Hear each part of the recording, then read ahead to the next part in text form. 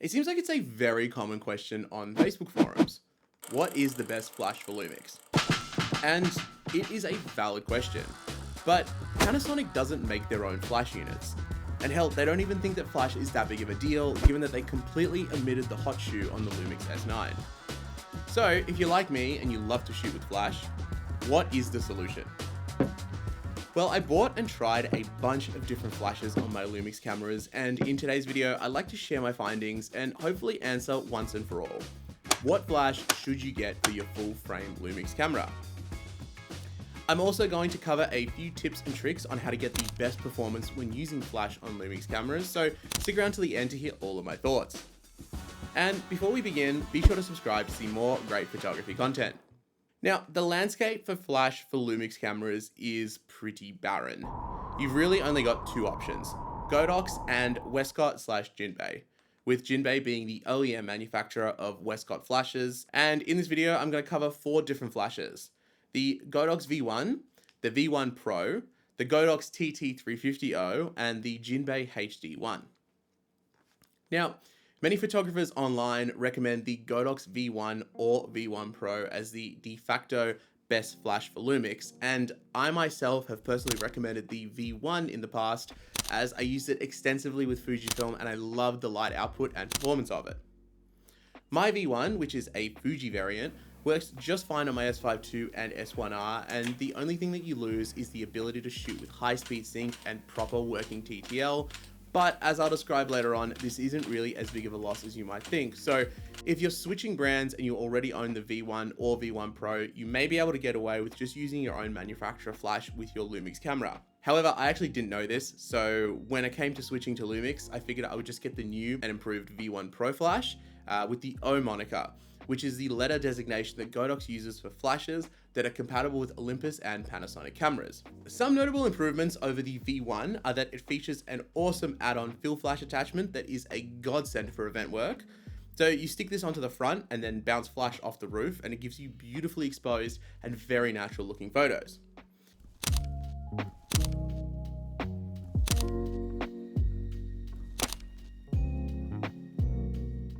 It is also the only flash that can charge from the USB-C port on the flash directly, whereas the V1 and the HD1 require the use of a cradle, and the V1 is especially frustrating as it requires a low-powered 5-volt USB-C connection to charge.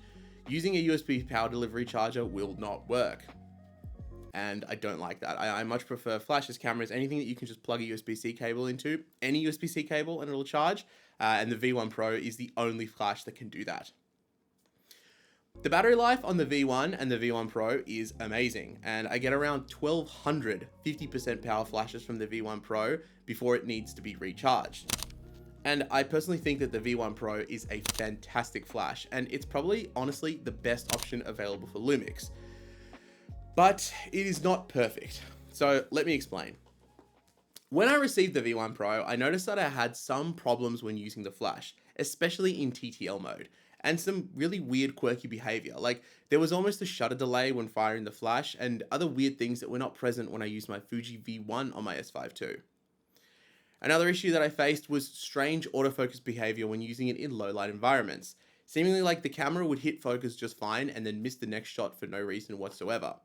It would also tend to not fire the assist beam randomly as well. This behavior is extremely frustrating, and it can be deal breaking, especially if you're an event photographer or someone who uses flash extensively in their work. But thankfully, I have found a few workarounds that aren't just buying a completely different brand of camera to use for flash photography. So, we've talked about the Godox V1 and the V1 Pro. What about other options that are available when it comes to flash units for Lumix? Well, Westcott also manufactures a series of flashes called the FJ80. There's the FJ80 SE and the FJ80 II, and if you don't want to pay a markup for the brand name, you can buy the exact same flashes from the Chinese OEM that manufactures them for Westcott, also known as Jinbei. Now, the Jinbei HD1 and HD2 Max, respectively, can be found for around $100 to $200 cheaper than the Westcott versions, and for the purposes of simplifying things, seeing as I have the Jinbei HD1, during this video, when I refer to the HD1 and any advice for it, it's also applicable to the Westcott FJ80 SE. Now, as for the HD2 Max, which is the big one with the touchscreen on the back, that's like their flagship flash, I didn't actually go for that one because I don't like the UI, and the overcomplicated touchscreen operation of that flash, nor did I want to spend that kind of money on a flash, as it's about $500. And I'd also read that the startup time on the HD2 and the FJ82 was a little bit too long. And as someone who routinely switches their flash on and off, ultra fast start time is something that I really value. Now, the reason I bought this flash in the first place is that I'd heard from a wedding photographer named Steven on a Lumix Facebook group that claimed that the Jinbei Westcott flashes eliminated that shutter delay and also seemed to play a lot nicer with Lumix cameras. So, thinking that the Godox flash was the problem, I figured I would pick this up and give it a go, especially because it wasn't very expensive, and to see if my problem was finally fixed. So, when this flash arrived, and I did some side-by-side tests with the V1Pro, the results were interesting, to say the least. So, for starters, you'll notice that they both look very similar. The Godox V1 and the HD1. This is the V1Pro. I don't think there's that many external differences on these flashes. Both are the exact same size when it comes to their head dimensions, and you can actually use V1 accessories with the HD1 and vice versa, and they're both very, very similar in size physically as well. Now, the one big benefit to the HD1 is that it's a universal flash. So with the Godox, they've got a whole bunch of different versions of them. So the letter at the end of it designates what version of camera is compatible with it. Whereas the HD1 you can use with everything, except for Sony. There is a Sony specific one because Sony uses a different kind of hot shoe, but it means that you can really easily switch between manufacturers. So you can go from Canon to Fuji to Nikon to Lumix, and you still get full TTL and high-speed sync support. Now, the HD1 is also very cheap. I paid just 239 Australian dollars for my copy, when a comparable V1 is around $340, and the V1 Pro, this one here, was nearly $500. So it's quite a lot of money for this flash, but it does have a few notable improvements that I'll touch on in just a second over the Jinbei that, in my opinion, make it worth it, especially if you are a professional that uses flash all the time. So, how is the performance of this Jinbei? Well, the benefit of the HD1 is that it can act as both a smart and dumb flash, all by switching something called Sync X on or off.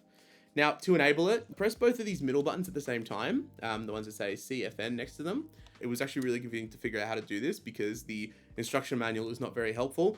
Thankfully, Westcott's FJ80 SE manual is a lot better, it's a lot more legible the way it's written. So if you have any problems with this flash, honestly, look up any help guides for the FJ80 SE and it'll be the same for this flash too. Anyway, so with the Sync X turned off and with the flash set to Lumix mode, the HD1 actually operates like the V1 or the V1 Pro does. When you fire it with TTL, it does a little pre-flash, and it's obviously not as instant as when you set it to manual mode, but you get high speed sync and you get proper working TTL functionality. Now, when you turn on Sync X, the flash now behaves like a dumb flash, and when set to manual mode, I finally experienced near instantaneous burst rate flash performance. And like this thing, both of these flashes recycle extremely quickly. That's the benefit of having the lithium ion batteries inside of them. So definitely awesome that you can basically just fire away like crazy. The one thing I noticed was that when I turned my V1 Pro to manual mode, which for some reason I just hadn't bothered to try, the performance was the exact same, which is weird because the shutter delay that Steven had talked about, personally, I didn't really notice. Okay, so I just confirmed with Steven. Turns out that he actually just had the regular V1, not the V1 Pro. So it's entirely possible that they might have just fixed the shutter delay issue with the V1 Pro. But definitely let me know in the comments if you've got the regular V1, do you experience any shutter delay when using it on a Lumix camera? I thought the shutter delay that he was talking about was to do with the way that TTL works, where it does a little pre-flash and there's that slight delay. Okay, so this is the Godox V1 Pro on the Lumix S1R in TTL mode plus 0.3.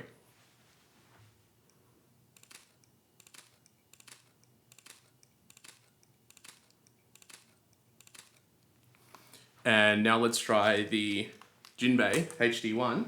Exact same settings. Go plus 3 TTL, and let's see what this is like.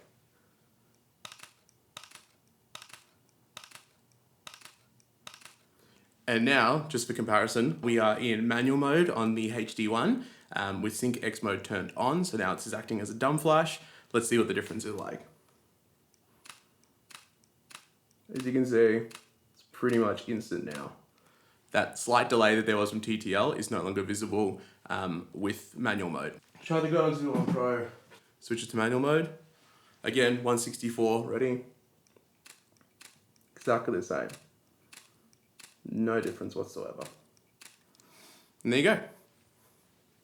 Okay, so it's late. It's 10 o'clock right now, but I wanted to just see what the flash performance would be like when I put the Jinbei in Canon mode and put it on my old 5D Mark III, just to see what the ETTL is like on a non-Lumix camera. So just watch this, ready? As you can see, I've set the Canon setting right there. Sync X is turned off as well, so this is acting like a full smart flash. Ready? Watch this.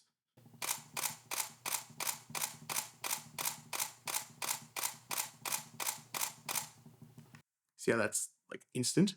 That's what TTL flash should be like on the Lumix. But instead, for comparison, so just again, ready?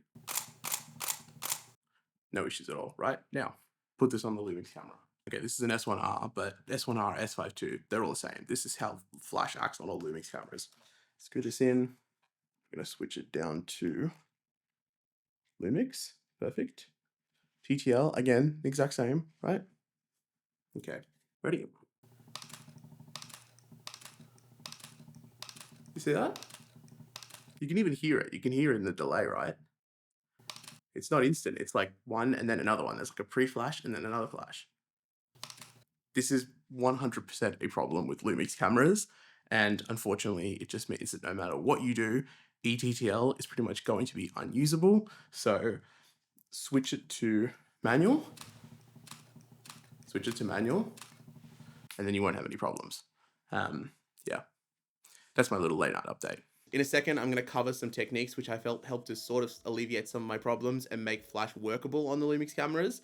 But it's something that I have to make very clear that no matter what flash you buy, flash performance on Lumix cameras is not going to be anywhere near as good as any other manufacturer, unfortunately. So, you know, that's a shame, but you got to work with what you've got, I suppose.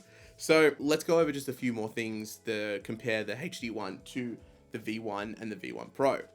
So the light output on both the HD1 and the V1Pro is beautiful, really, really good. And I have absolutely no like qualms or problems with either of them, especially when you compare it to the cheaper TT350O, which I'll talk about in just a second as well. You most certainly won't be disappointed with the performance from either of these two flashes. Both flashes feature modeling lamps. The HD1 has one built into the body, and the V1Pro features the modeling light on the actual head of the flash itself. One thing that I really prefer on the Jinbei is the screw-in mechanism to attach it to the camera. I find it is a lot more secure than this little twistable clamp that's on the Godox. And the TT350O has the same screw mechanism as well, so I like that a lot more. The menu system on the HD1 is also very easy to use, and the startup time for both these flashes is pretty much the same, both taking about 3 to 4 seconds to be ready to fire from completely off. But there is one thing that makes this HD1 unfortunately not suitable for me, and it is simply because of its backlight. See, the backlight has 3 modes. You've got low, medium, and high pretty much. And for some reason, which is absolutely beyond me, it lacks the ability to simply switch the stupid backlight off. Now, this is unlike the Godox flash, where the backlight will be on, right? So it turns on, and then, wait for it, it'll turn off. Yeah, there we go. And then the backlight just switches off. So it switches off until you press another button, and then it turns on again. So on the Godox, the backlight's on for maybe 5 seconds or so, and then it turns off. On the Jinbei, it stays on all the time. Like, you can't turn it off at all. And this is something that I was like, okay, well, this probably isn't a problem, but I do a lot of nightclub photography, and this backlight, even on the lowest power setting, is so unbelievably bright. It is seriously distracting. So no matter what other positives this flash may offer, the fact that you can't switch it off means that I cannot continue to use it, relegating this to just be my backup flash should something go wrong with my Godox flashes. But that being said, that doesn't mean that you shouldn't consider the HD1. So if you aren't shooting in like super dark environments, right? Maybe the backlight isn't as big of a concern to you. And honestly, the price of this flash is really good. You could easily buy 2 of these for the price of one V1Pro. And with the light output being virtually identical, and You know, the build quality, they feel very similar. Both aren't amazing. Neither of them are anywhere near as nice as like a Canon Speedlight, like a 600EX or something. Neither of them are weather sealed. But I think that the build quality on like the Jinbei is a little bit cheaper. It does feel a lot more solid attached with its screw mount itself. And I do like this, the battery. It's got like a nice locking mechanism as well. So you kind of have to press down and then push in, and it sort of locks in like that. The universal control aspect is also really good, especially if you shoot with multiple different camera brands. And both flashes are fully compatible with their own respective wireless receivers. And finally, what about the TT350O? So this is a really tiny flash that I bought to use as a backup to my V1 Pro, and I actually really like it. It's cheap, like really cheap. I think this is about $100. It has decent light output. It's obviously nowhere near as good as the Godox V1, but I mean, if you compare the size of those flashes, like this is tiny. You know, it's a lot smaller. And if you use it facing the subject, it can work really great as a point and shoot style flash. I would definitely be getting this over the V350O, which is the exact same flash, but it features a rechargeable lithium ion battery, except that it costs literally twice as much. And for that money, you could play so many Eneloop Pros and be able to easily switch them out on a shoot when you run out of juice. Also, I will have links to buy all the flashes I talk about in the description below.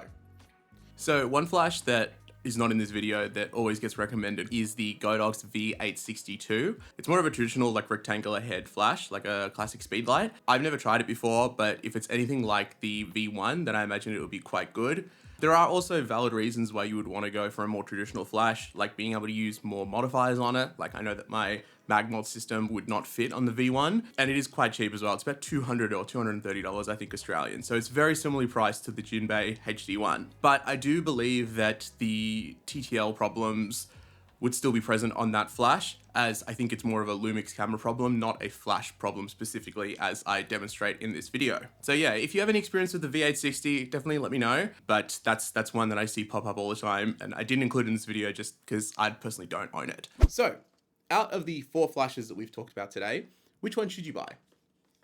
Now, if budget is a concern and you want the absolute cheapest, smallest flash just to have a flash, get this, the Godox TT350O.